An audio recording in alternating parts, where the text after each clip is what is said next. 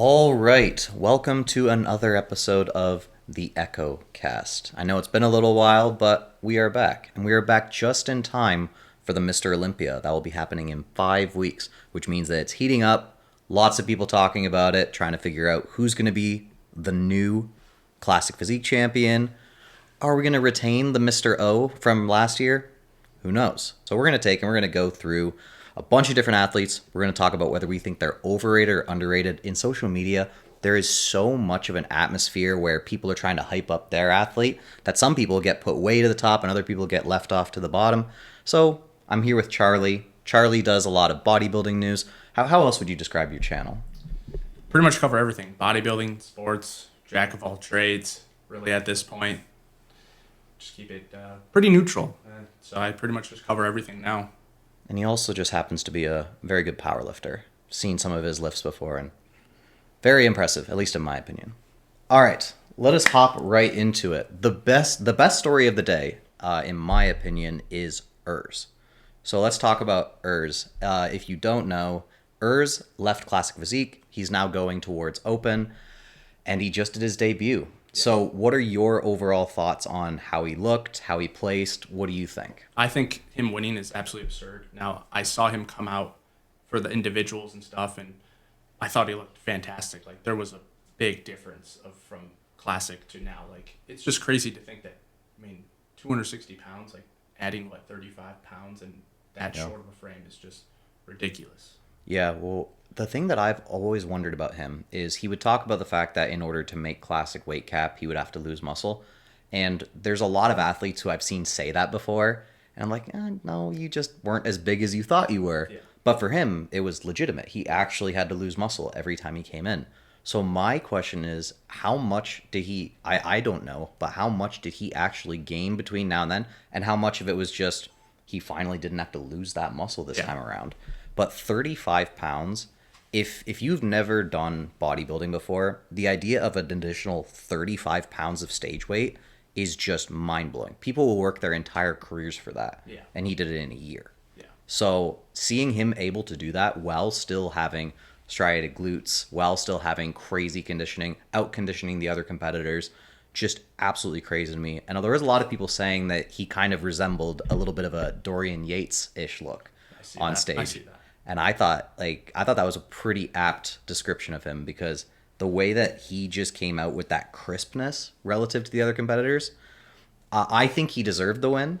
But I would like to hear your take. Do you think he deserved it or not? Like I said, I honestly I haven't seen much of it, just the individual posing. I think that his weak points from Classic Physique when he had to actually cut weight look so much better, like his legs, his biceps. Like, I wish I watched more. How did he look next to Quentin? Because that was obviously the big guy who was working out with Samson for the past couple weeks, and everyone was he's going to come in, be changed. There's a little bit of controversy because he coaches himself, and people just didn't know how he was going to come in, but those were the two guys. I did see that those two were standing next to each other for, the judgment, but I just think it's crazy. I thought Quentin looked really good. Yeah. I think Urs had the overall edge in terms of balance to his physique, which makes sense. He is a former Classic Physique competitor. You're going to see a little bit better from top to bottom overall. The thing that I would say Urs is struggling with the most right now, and this will make the biggest difference in the long run, is what he can do with his back. Yeah, that's what I thought too. Yeah, because the arms looked great. The legs looked great. The chest looked great. Especially, and obviously conditioning is never an issue for him, but you just saw that there was not quite as much detail in the back as a couple of the other competitors. And so I've always wondered how much that's going to hold him back. I always knew it was going to hold him back in Classic, but in Open, some of the guys that he's going to be competing against, if he decides to go to the Olympia, he's going to have to compete against the likes of Derek Lunsford in a back double by. And that is a huge gap to jump. So my question to you, do you think that he will make legitimate waves in Open bodybuilding, or will it be one of those things where he looks good but never necessarily cracks into that top 5, top 3?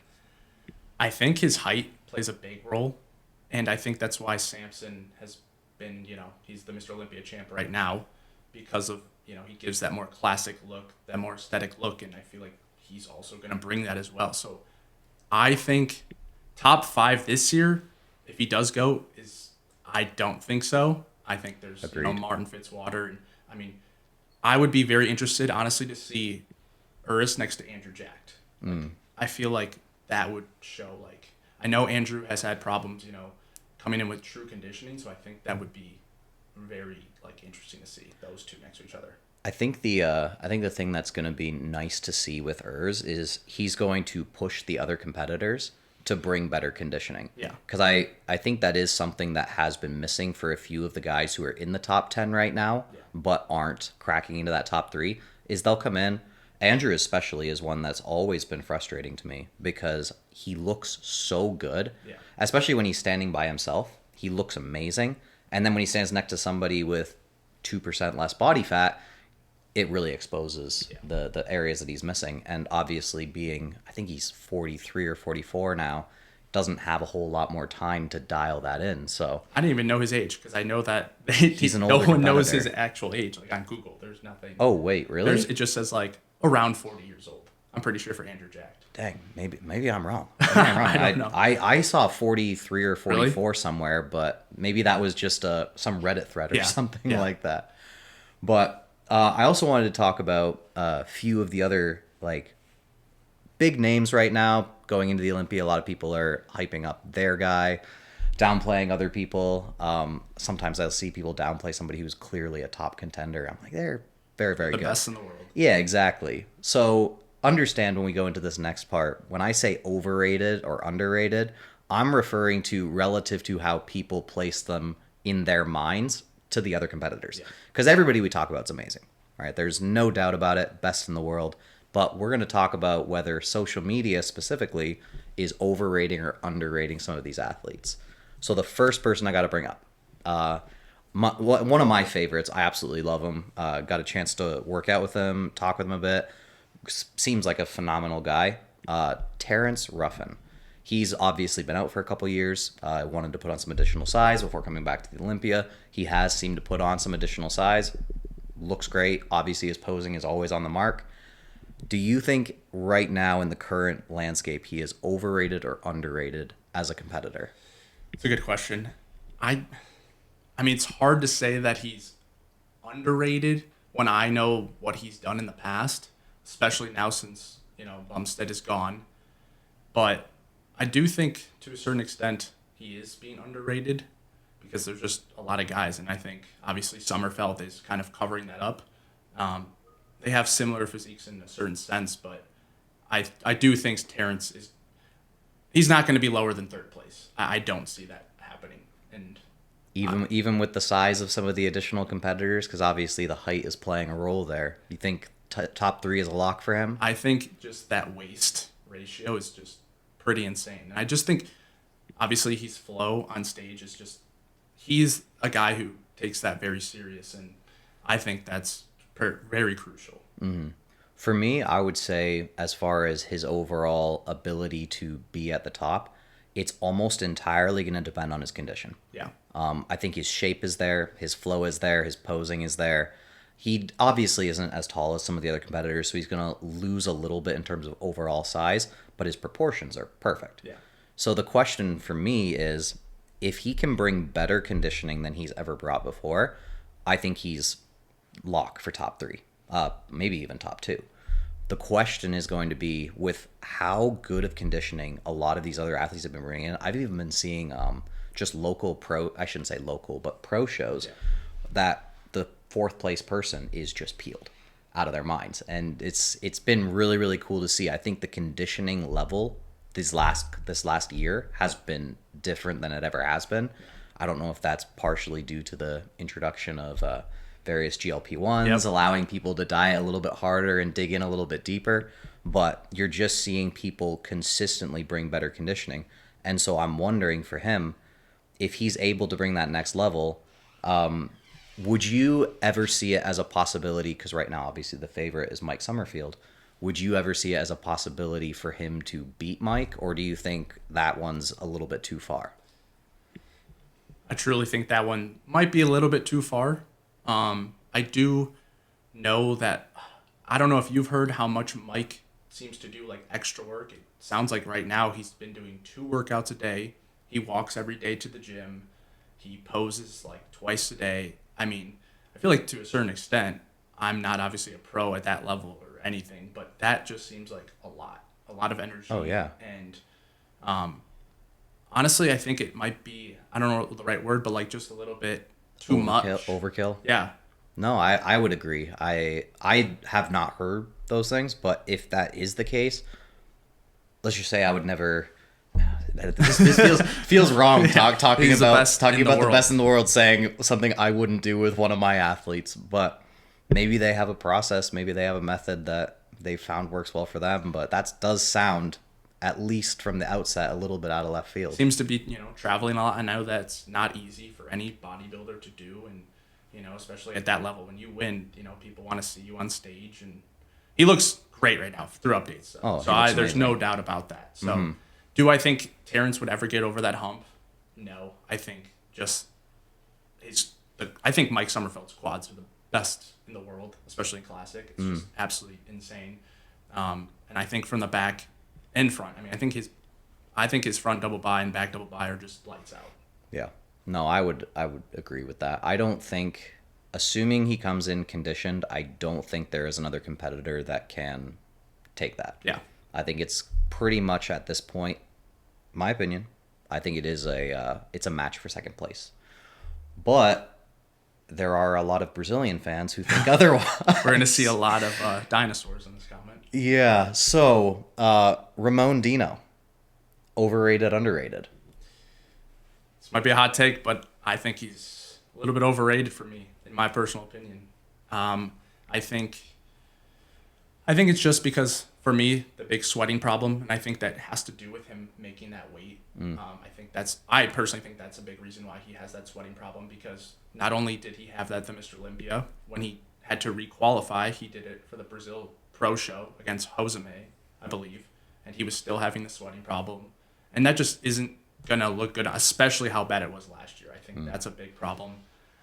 Personally, for me, I just don't like his midsection, like genetically wise, honestly. Really? Yeah, I don't. Interesting. I think he has a great side chest, but I don't like it, to be honest. I think there's some better guys who just have better flow. It's funny to hear you say that, because I don't disagree. But I've heard a lot of people say the opposite. They're like, oh, well, his flow overall is better than CBum. And so I think what happens often is when people say flow, they're referring to different things. For me, flow refers to sweep coming down, and it comes down smoothly too. Sweep comes down smoothly into the waist and then smoothly sweeps back out into those quads. And I know a lot of people are talking about Mike Sommerfeld not being classic. I think Mike Sommerfeld's more classic than Ramon. I agree. I think what's happened is people have been so used to seeing classic competitors, other than obviously CBum has good size to him, but they've been so used to seeing most classic competitors not carry as much muscle mass that they automatically equate large amounts of muscle with not classic. Yeah. And I don't believe that at all. I think classic is more about the overall shape of the individual and the frame of the individual than it is, okay, this person has too much muscle, he should be a 212 guy. Yeah. Which is what a lot of people will say about Mike. They say he should be 212 or open, which, of course, maybe in the future he moves to that. But I think right now, I just think his physique is very classic. And it's just like, I don't get if he's truly the best in the world and people are saying that he's a 212 or open guy, I mean, how good does that actually make him then? That means he's really good then, if he can do all three of those. Right. And that leads me to another question, because I put out a poll to my followers on Instagram. I said, what questions do you want us to talk about? And one of the questions that they wanted to know was, with the way that Urs stepped into open, with the way that CBum last year at the Prague did the open, and we saw like these guys kind of out of nowhere come from classic and then just make big waves on the open scene. Do you think that this is going to become a pretty big trend of people jumping from classic? Because I think a lot of people have held themselves back trying to make weight for classic for years on end because they want to be that classic physique. Yeah. Do you think that especially with Urs having this success right now, that there's going to be a fairly big movement for guys who have been holding themselves back to start to move to open. Yeah. Well, I 100% yes. Obviously, I saw Wesley said eventually he wants to do it maybe before he retires. We have Ramon who said on a podcast that, he said that he wants to win a couple classic physique Mr. Olympians before he does that. So I do. Not only from the perspective of being an open bodybuilder, but I think also financially, I think, there's obviously more of an incentive.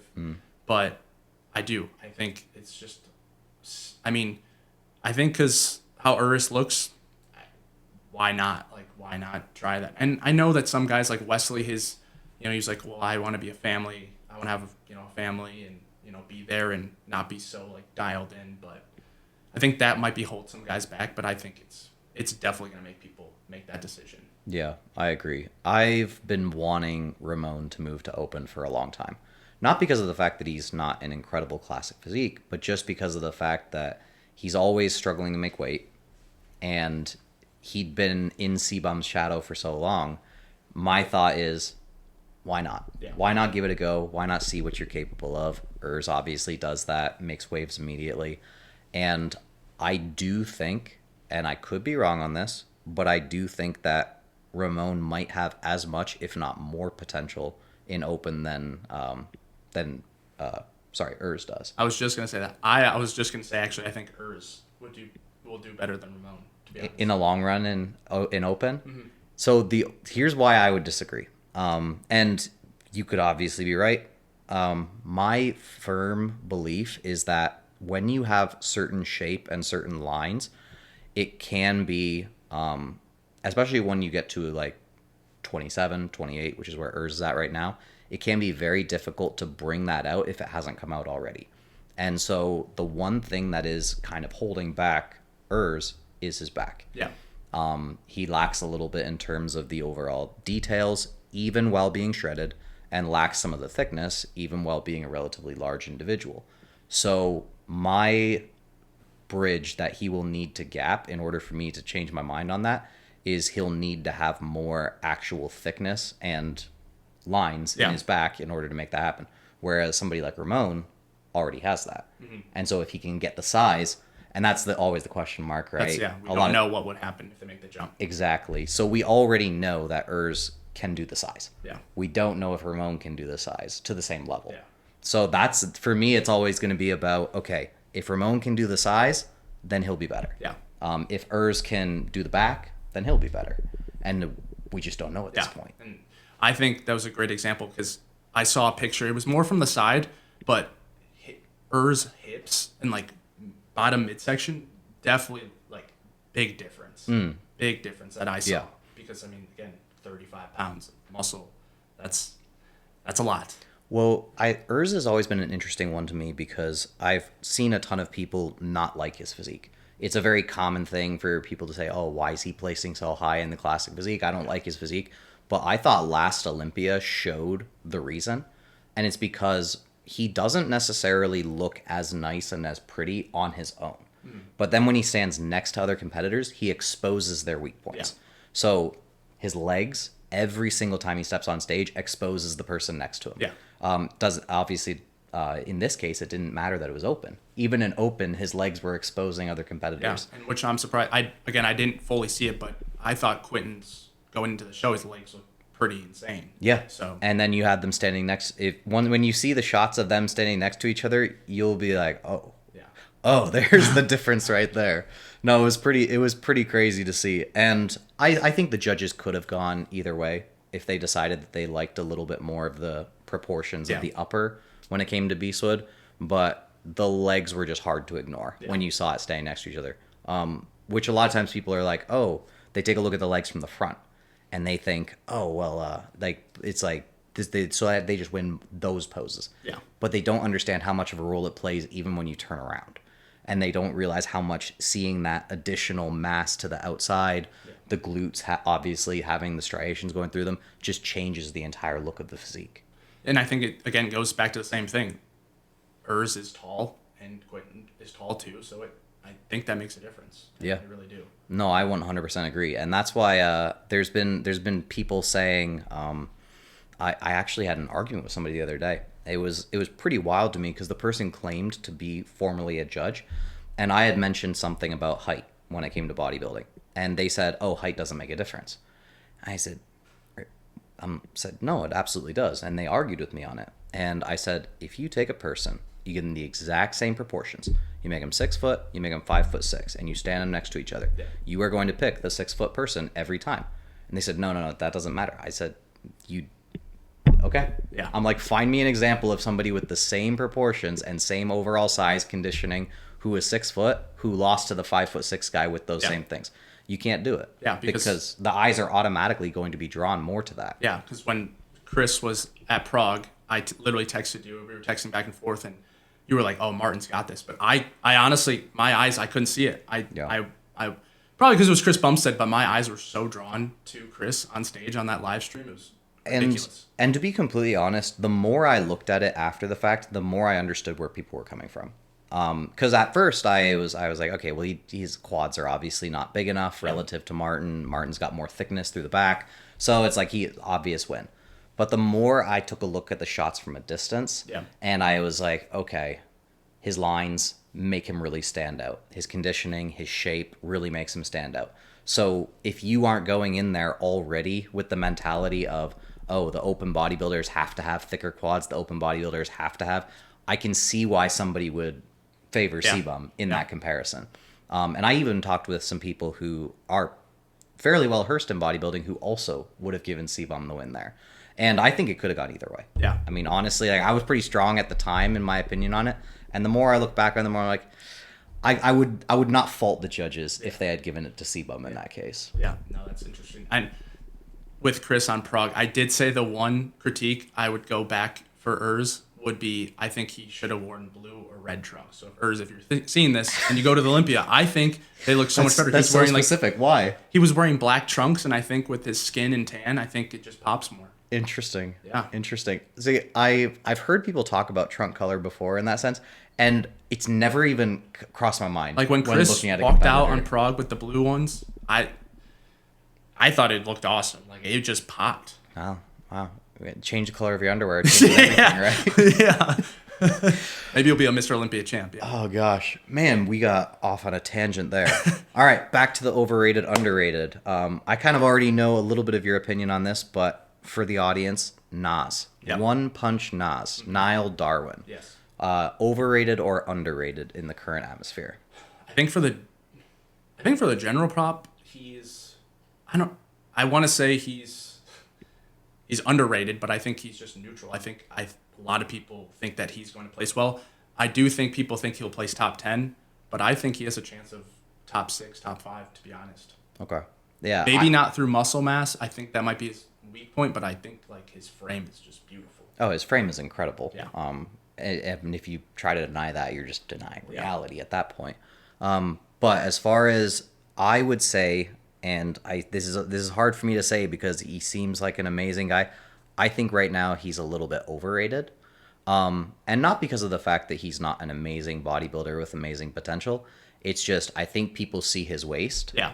And it's like, oh, well, nobody can beat that.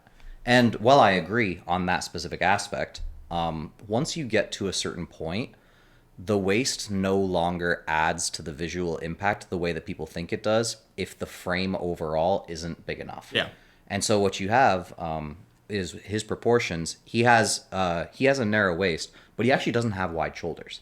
So a lot of times it will be like people will say, oh, well, the X frame. It's like, yes, the X frame is there, but when you are standing next to a person who has broader shoulders than you, and they also have a pretty small waist versus you who has narrower shoulders and then you have a tiny waist, they will still outsize you. Yeah. They'll still outmass you. They have more room to grow. And then you'll see a guy like Mike Summerfield stand next to him while being shorter will still have a wider frame and a narrow enough waist to make up for any difference in their actual waist size. So I think when they hit the double front and double bicep, I will totally see that. But what about I'd be interested to see him next to Joseme. I'm super interested in 4 through 10. Yeah. As much as CBum's gone, so people are thinking, oh, Classic's not as I think Classic is more interesting this year than it's ever been. Yeah. because now we have a wide open door for first place. Obviously, we both think it's going to be Mike, but it's still somebody we've not seen before in that first place. And then everybody else is so good. Yeah. Like, I think the depth of the lineup is just insane right now. Because I was actually doing some comparisons the other day, and I took a look at Nas's most recent showing, and I compared it to when C-Bum won his first. Yeah. And I honestly think Nas might have won. If you compare it to C-Bum's first Mr. Olympia. Obviously, as he got further along, more seasoned, it's a different story. But the level of competition back then versus the level of competition now, it's like everybody who is in the top 5 this year probably would have won the Classic Physique Olympia 6 years ago.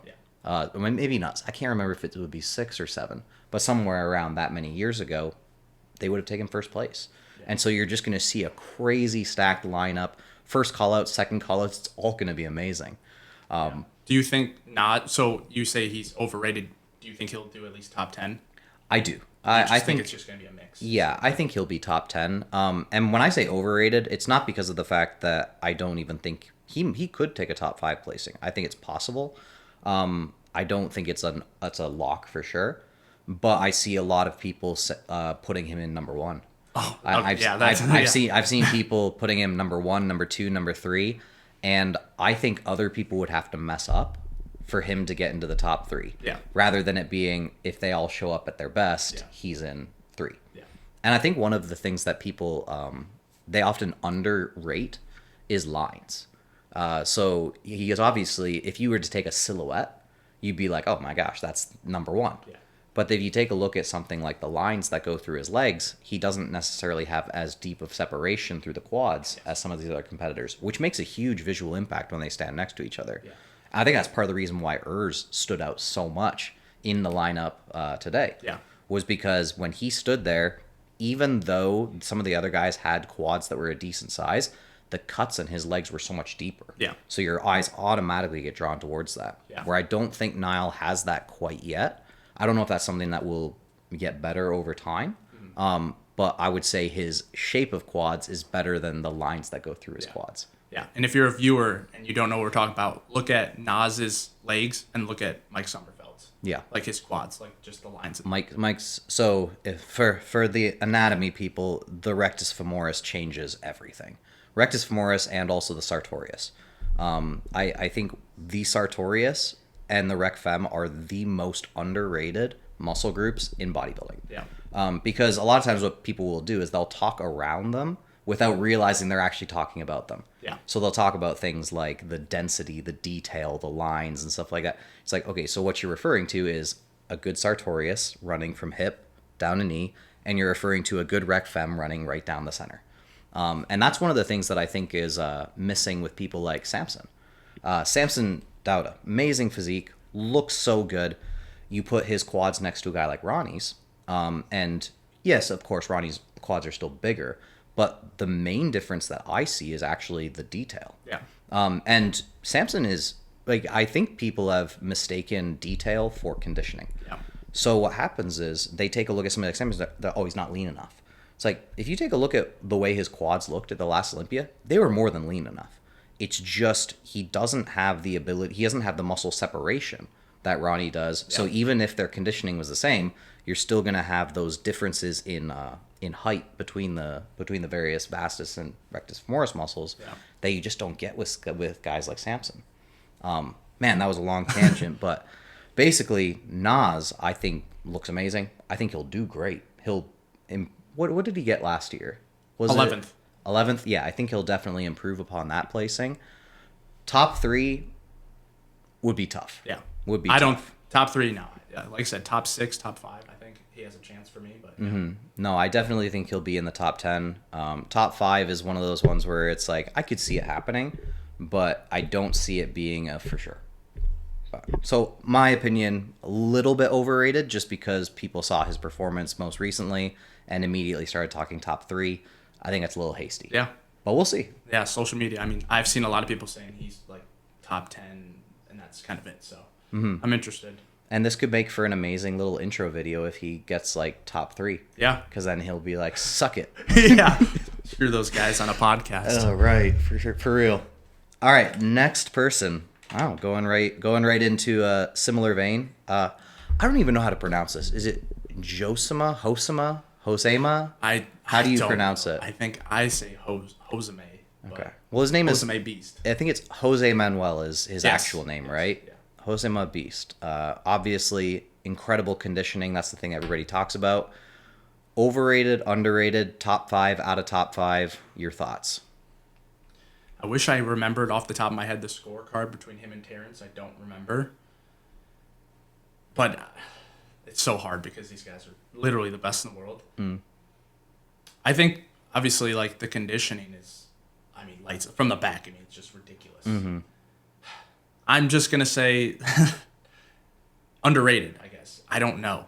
Because I don't know if he can be a top 4, which he might be. I truly don't know, but that's honestly a tough one. Again, it's like if he comes in, I don't see why he can't be a top 4. So Did you happen to see those shots that were going around recently of him when he was all bulked up? when was this prior for him moving from open to classic? Yeah, where he was like really fluffy. Yeah. Yeah. So often I will, when I take a look at a competitor and I take a look at their potential, a lot of times what I'll do is I'll look at what they look like fluffy, because there are certain things that you can't change about a physique, right? Conditioning, anybody can change. Anybody can get leaner at any time. But if you take a look at him when he's fluffy, bulked up, he loses shape big time. You take a look at a guy like Terrence when he's fluffy, he still looks crazy, right? Still got that crazy X frame. It's still all sweeping down and in, and I think that's just for him going to be too much.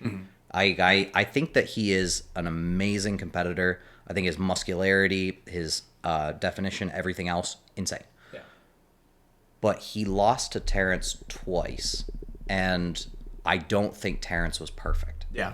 And that's where I struggle. It's like if Terrence had come in perfect, it's like, okay, well, anybody loses to a perfect Terrence. But I don't think Terrence showed up as peeled as he could have, and still I do remember and he still lost specifically. Terrence said that prejudging the judges' feedback said that he looked great, like he could win Mr. Olympia with that. But then post show or for finals, he spilled over, I believe. Yep. And they said that he didn't look good enough. And that's what, and I think he still ended up taking the edge. Yeah.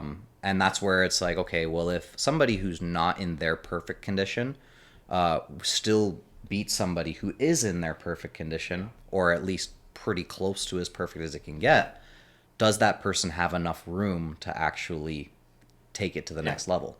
And I think his switch, because I think he's going to switch to open, I think that would be a really interesting one. Yeah.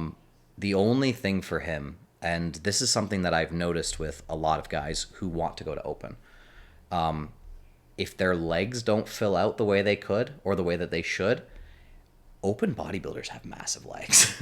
the top ones. Yes. The top ones. And so when I see a guy like Wesley talk about switching to open, I don't think it's a good move. No, definitely not. I just don't. I don't think he would have the capability to bring his legs up to that level. Because if he did, they wouldn't be a weak point in classic. Yeah. And so I think for him, this is something that I've done with athletes before, when they're struggling to make weight or we're trying to figure out how best to improve their physiques.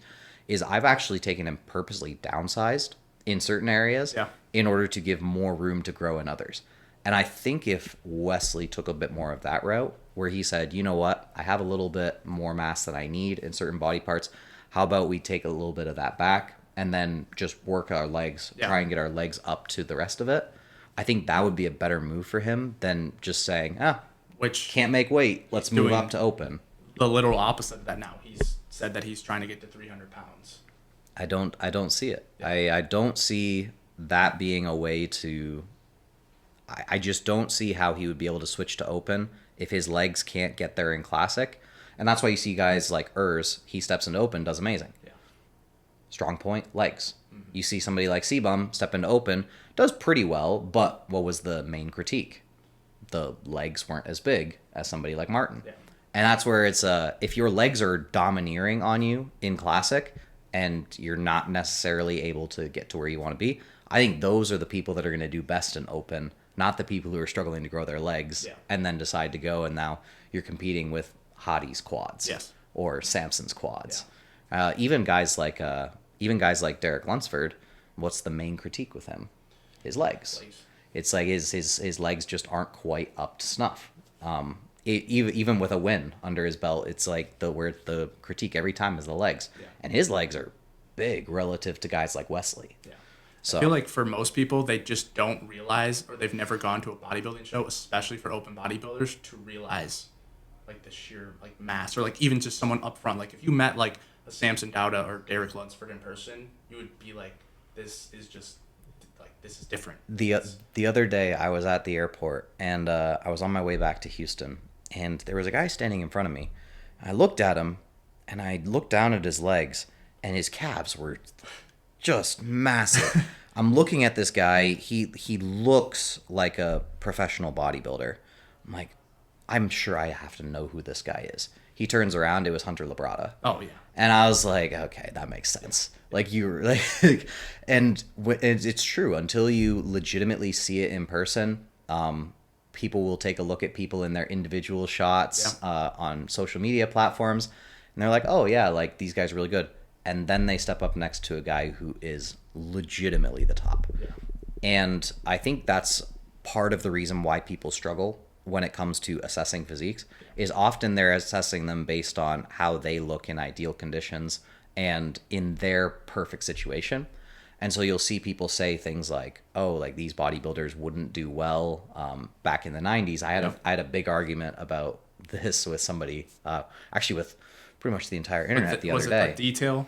It was talking about, so I talked about the fact that a lot of people have overinflated old school bodybuilders in their heads because of the fact that they've seen shots of these guys and they don't even realize it a lot of time that are photoshopped. Yeah. So like I if you go looking for Ronnie on Instagram, half the shots are photoshopped. Yeah. Same thing with Kevin. And so what happens is you get people. I'm not saying these guys weren't incredible, right? And that's where people got mad because they thought I was saying that these guys weren't top class. But all I was saying was, when you see Ronnie with 26-inch biceps on Instagram, and you see him with 35, probably even greater, more like 38 or 40-inch quads, and you're like, well, yeah, obviously the guys can't compete today. I'm like, well, Ronnie can't compete with that physique either. Yeah. And so I would say there's less of a gap between the guys now and the guys in the past than people think. Yeah. And a lot of it is because of the fact that you take a look at their best shots. So somebody like Kevin Levrone, right? What does everybody look at when they see Kevin? They look his shoulders, his most muscular, but what are they not showing as much of is his back shots, because those aren't the shots that look as good on him. Yeah. Whereas now it's like we got a ton of people who have very good fronts. It's like, but a lot of people who don't have very good backs. We have people who have very good backs but don't have very good fronts. And so what happens is when you try to round out the perfect bodybuilder, it self-selects for the fact that you can never have guys, or you most often are not going to have guys who look as good as some of these individual guys did in their best shots. Yeah. And so somebody like, this would be something crazy for people to hear me say, but I think somebody like Samson would do just fine. I think he would, in the 90s, I'm not saying that he would beat guys like Ronnie or Dorian. Yeah. Like, you'd obviously have to see them next to each other. But I think first call-outs is a lock for somebody like Samson. I don't think that's a hot take at all. Yeah, but apparently it is. Definitely. Apparently it is, based on the way that I was absolutely eviscerated on socials for saying something like that. It's interesting also you say Hunter Labrada, because he's now taking the year off, and I think he's I haven't remembered a bodybuilder in a while to take, a whole year off open, so I think it's going to be interesting. I was kind of surprised just because I was looking at him. I thought, you don't look like you don't look like you should be in the off season right now. He was honestly pretty lean. Yeah. I was surprised. I thought, oh, you must be prepping, and then I went and did my research and found out that he wasn't competing this year. No. Yeah. That's going to be interesting. That's one of the few open bodybuilders that will not be, they're actually taking a whole year off, so that's going to be interesting. So I actually I made a video. I was making a video about my predictions for what I did was I went through all the people who were top 15 last year and said whether I thought they would improve upon their placing or do worse. It didn't even cross my mind that some of the people wouldn't be competing this year. So I went through the 15 through 10 I think none of them were actually competing again this year, which makes sense. It's like you get outside of the top 10, you think, okay, well, I need some time to try and get myself into that. But I went through. Yeah, that's sorry to cut you off, but Go that's ahead. the crazy part about bodybuilding. I love bodybuilding, but 10 through 15, I have no clue who they were. So like, I feel like that's also the crazy part of the sport. So those guys feel like they, okay, like I need to like work on this because one, they don't really get paid when you get past out of 10, and so yeah, it's absolutely crazy. That's just the difference in the sport. It has been cool to see more pro shows giving decent cash prizes. Yeah. Because for a long time it was, if it wasn't the Olympia or the Arnold, you're kind of out of luck. Yeah. And I know we want to talk about the new rule. Yeah. But I have a hot take on, or like an interesting topic on that new rule with, some guys, you're being able to qualify for the top 5 shows. Do you want to explain for them what the new rule is, how it works?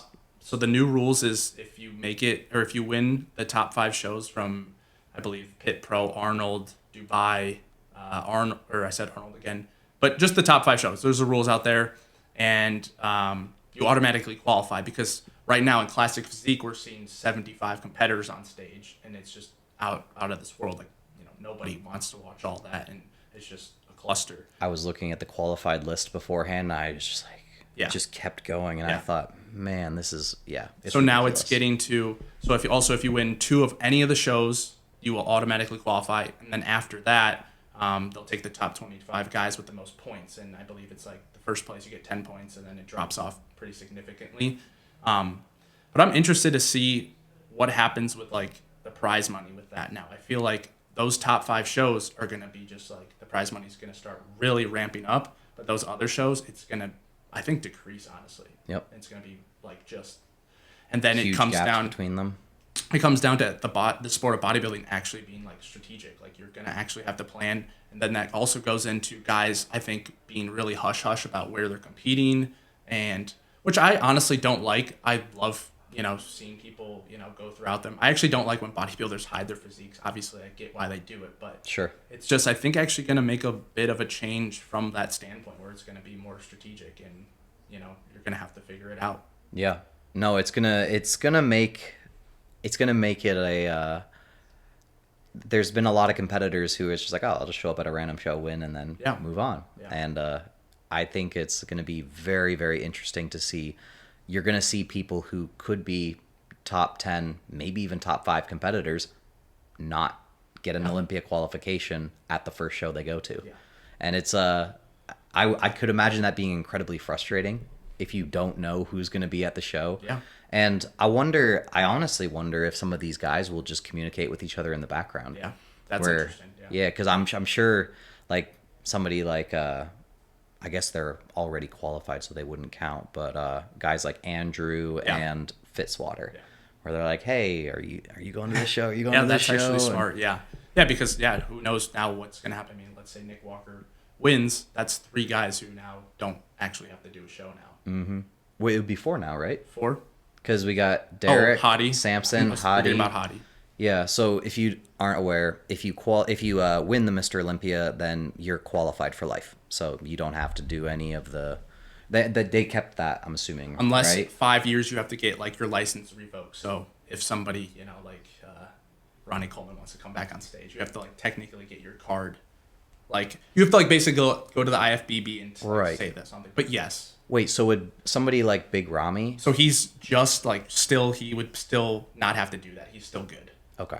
Because I do know that, I don't even know if he's coming back yet or whatever, but there are talks about that, but he would be good. Okay. Yeah, I wasn't sure if he was outside of that window or not. Yeah, I think it's like, you have to like basically tell them like, you're coming back. Gotcha. Before, like, you step on. If it's been over 5 years. All right, well, let's address the elephant in the room. You mentioned Nick Walker. Yep. So that one, I think that's probably the most highly contentious overall bodybuilder in the sphere right now. Yep. Overrated, underrated, or fairly rated? Your opinion. So we were in Georgia. I don't know if you remember this, but I did ask you how Nick Walker you thought was going to do. Good. I don't know if you want me to tell you.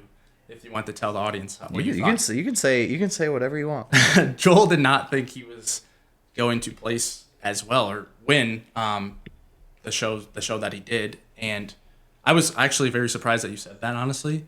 But I think he's still underrated to this point.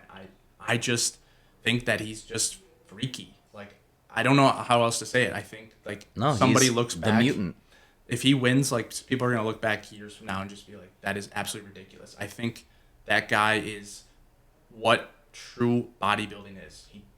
Sorry, Nick, but you don't have a girlfriend. You shaved your hair off. Like, you make it your life he makes his life as simple as possible. You know, he lives it. Like, and I think, you know, sometimes like, you know, when you win the Mr. Olympia, you have to do a ton of traveling and all that stuff, and it changes you. But he is locked in. Like, he's been, you know, prepping now for 8 months. There's one goal in mind, and that's it, to win. Yep.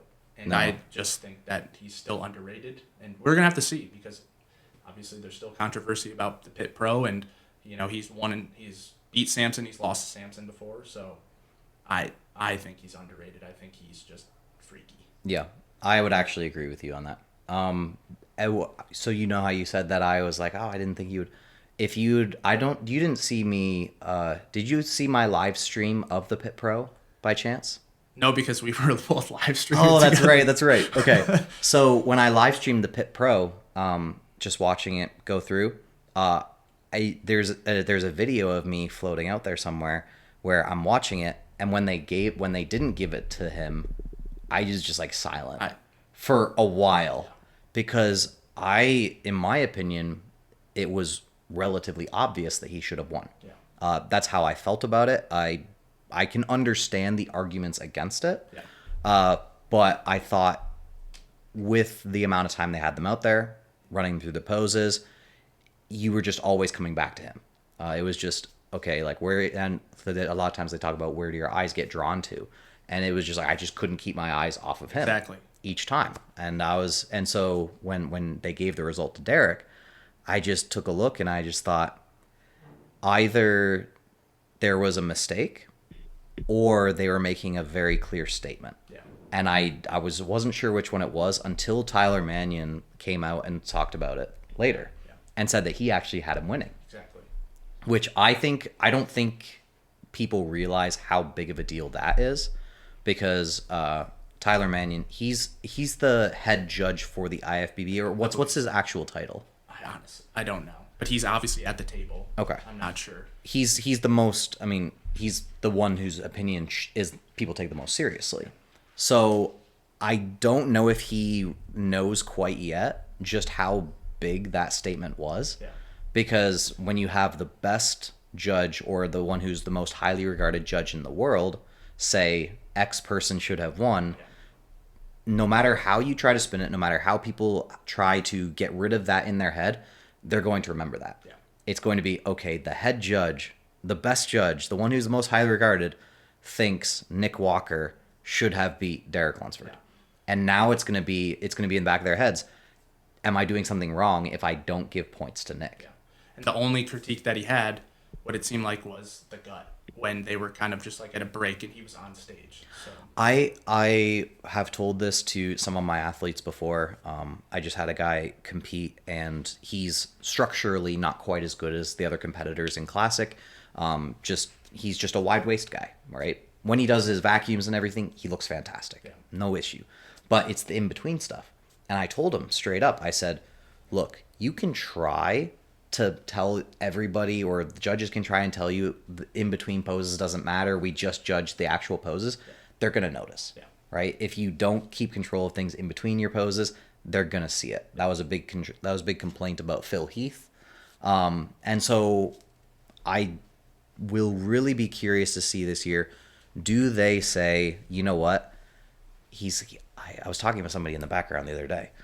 They said he's 15 pounds up. Yeah, and that's another thing. He's a true bodybuilder. I've never seen somebody do a recomp after that. I think he's just different. That's a guy who just lives it, breathes it, and that's just different. And I believe the same thing.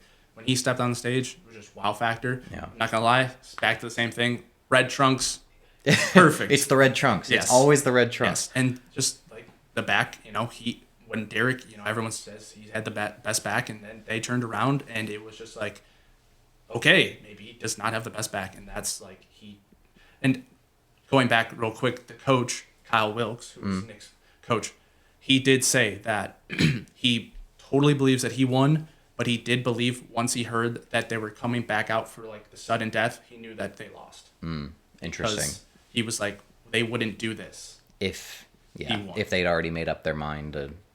No, that makes complete sense. And I honestly, I felt bad for him. And I know people like to often hate on Nick because he has a bit of a chip on his shoulder, but I can see why he has a chip on his shoulder. I like it. Yeah, I think it's I like seeing the grit. There's another competitor I wanted to talk about today. We won't have time to, but another person who I feel like has that grit and that chip is Matt Grego. Every time I've seen him talk about stuff, or like, you can just tell he has a competitor's mindset, and he's not going to let anybody tell him that he's not good enough. Yes. And no, I think it's a really cool thing to see in the sport, because it makes you remember that this is a sport. Yes. Oh, that's another topic people could get very about. Oh, I say sport all the time. When Nick Walker's just out there just chewing his gum and just hits that most muscular, it's like, yeah. That's bodybuilding. Yes. No, 100%. All right, we'll finish it off with, let's see, because I had a bunch of things I wanted to ask. I'm not gonna lie, I thought we were gonna run through all this and be like, there's not enough time, but once you get on the topic, man, it just keeps going. All right, we will take a look at the last question. Probably the most interesting one would be, how would C-Bum do if he was back in his peak, the best he's been? In Classic? Do you think that he would still win? So, I know that Mike Sommerfeld's him and Mike Sommerfeld's scorecard were the closest that he's ever had in his competition before, obviously, Breonna Ansley was beating him. It was 9-7, which Chris usually gets 10s. I don't think that was Chris's best look to date. I think 2023 and 2022 were honestly better. It's hard to say that he would lose. I think he would have one more year if he came back one more year. That's fair. That's fair. I after that show where Mike was obviously pushing him, I saw a lot of people say, "Oh yeah, C-Bum won easily," and I took a look at it and I judged it from every possible angle, and I said, "Okay, that's bias. That's to say that he just like swept, that it was it's just bias at that point, because there were certain poses where they would get into and I would say, you know what, like you're judging this because it is C-Bum, not because of the fact that the physique is miles ahead of the other one. And there are certain poses, obviously his side chest and stuff, which are just beautiful. Like I don't think that Mike can touch that. But the back double by. Like it's one of those things where they get into that pose and you're like, there's a lot of density and thickness back there from Mike. Yeah. And then just even simple things like his quads just having a little bit more flow to them. I think the mustache is what gives him the power, right? It's like he gets out there, he gives his little smirk, he got the mustache. It's like, oh, that's C-Bum. The aura surrounding him made people think that it was an easy battle, but the judge's scorecard says differently. It does. 9-7, closest ever. Yep. Well, hey, guys, I want to give you guys a bit of thanks for tuning in. Hopefully you enjoyed some of that talk. I cannot tell you how much I enjoy talking bodybuilding with somebody who actually knows what they're talking about. It is a good time. So if you guys want to learn more about bodybuilding, then hey, Charlie Caruso, he's your man. Do you want to break the news about October, maybe? About October. Getting on a plane, maybe? I feel like getting on a plane. For Vegas? Oh, like going to the Olympia? Yeah, we'll be at the Olympia. So if you happen to be in the area, feel free to say hi. Yep. As always, love you guys. Appreciate you guys. Charlie. And TNF out.